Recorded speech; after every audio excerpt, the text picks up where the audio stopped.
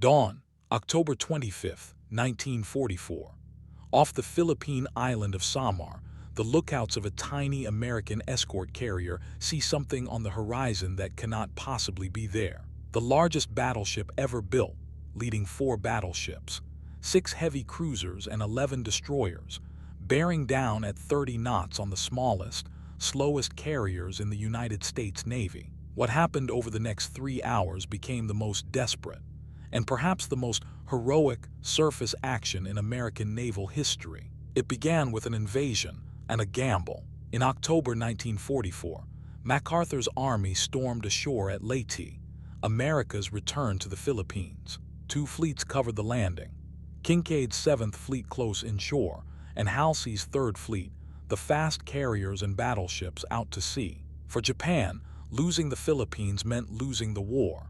The Imperial Navy committed nearly everything it had left to one last, desperate plan: Shogo, Operation Victory. Its main striking force sailed under Vice Admiral Takeo Kurita. From Brunei sailed the heart of the fleet: Yamato and Musashi, the 2 largest warships ever built, with the battleships Nagato, Kongo, and Haruna, and a dozen cruisers. The plan was a pincer.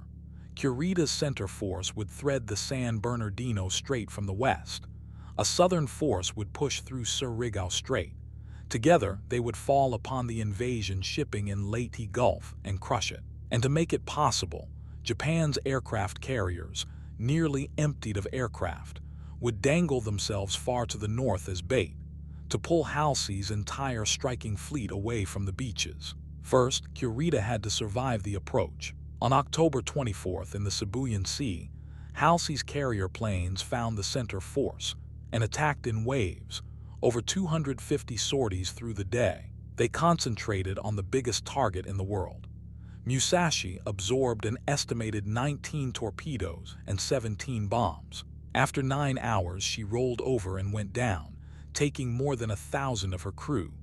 No warship had ever soaked up such punishment. Kurita turned his battered fleet around, and jubilant American pilots reported the center force in retreat. Then, after dark, he reversed course again and steamed for the San Bernardino Strait. That night in Surigao Strait, the southern force ran head-on into the massed battle line of the 7th Fleet and was annihilated, the last battleship-against-battleship action in naval history. 200 miles north, Halsey's scouts had found the decoy carriers. Convinced the center force was finished, he took his entire 3rd Fleet, every fast battleship, every fleet carrier, and ran north after the bait. No one told Kinkaid plainly. The San Bernardino Strait, the back door to the invasion, stood open and unwatched. At 3 in the morning, Kurita's fleet slipped through in single file and turned south along the coast of Samar. In its path lay Taffy 3. Task Unit 7743, radio call sign Taffy 3, was the northernmost of 3 escort carrier groups supporting the troops ashore. 6 small carriers built on merchant hulls. A jeep carrier made 18 knots on a good day, carried a single 5-inch gun, and had no armor to speak of. They flew anti-submarine patrols and close support for the infantry. They were never meant to fight a fleet. Their screen: 3 destroyers and 4 destroyer escorts. Tin cans, whose heaviest punch was the torpedo, and whose only armor was speed and nerve. In command was Rear Admiral Clifton Sprague, Ziggy, to the Navy, a carrier man with a reputation for keeping his head. And in the screen, the destroyer Johnston, Fletcher class, 2,100 tons, barely a year old. Her captain, Commander Ernest Evans, a Cherokee from Oklahoma, Annapolis class of 31. At the ship's commissioning a year earlier, he had made his crew a promise: "This is going to be a fighting ship. I intend to go in harm's way, and anyone who doesn't want to go along had better get off right now." The words of Ernest Evans, October 1943. October 25th, 6:45 in the morning. A pilot on anti-submarine patrol radioed the impossible: battleships, cruisers, and destroyers, 20 miles out and closing fast. Then Sprague's own lookouts saw the pagoda masts pricking up over the horizon. At 6:58, Yamato's 18-inch guns opened fire. the first and only time she ever fired them at enemy ships. Shell splashes taller than the carriers themselves, dyed red and green and yellow for spotting, began to walk across Taffy 3. At 7:01, Sprague broadcast in plain English for anyone who could hear, "Enemy battleships are firing on my unit."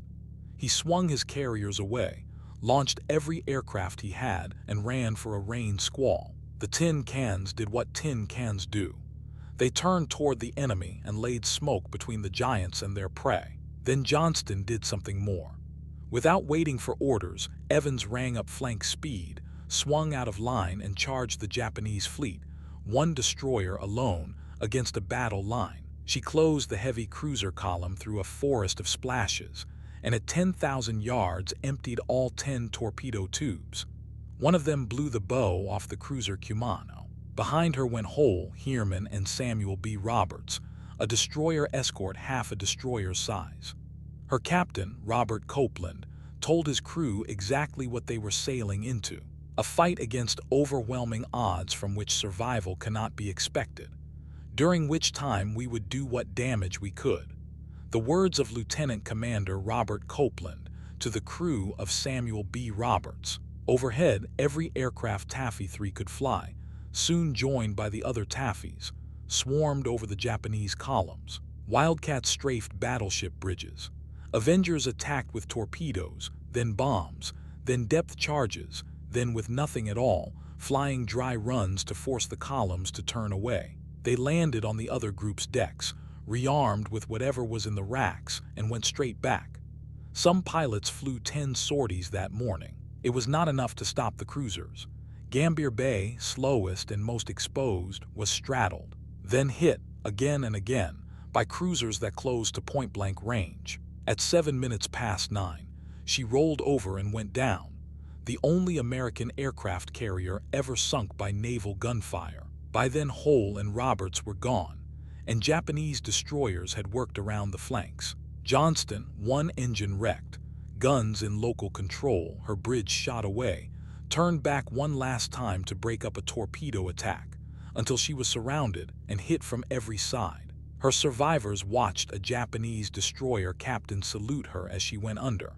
Of 327 men aboard, 186 were lost, Ernest Evans among them. And then the guns fell silent.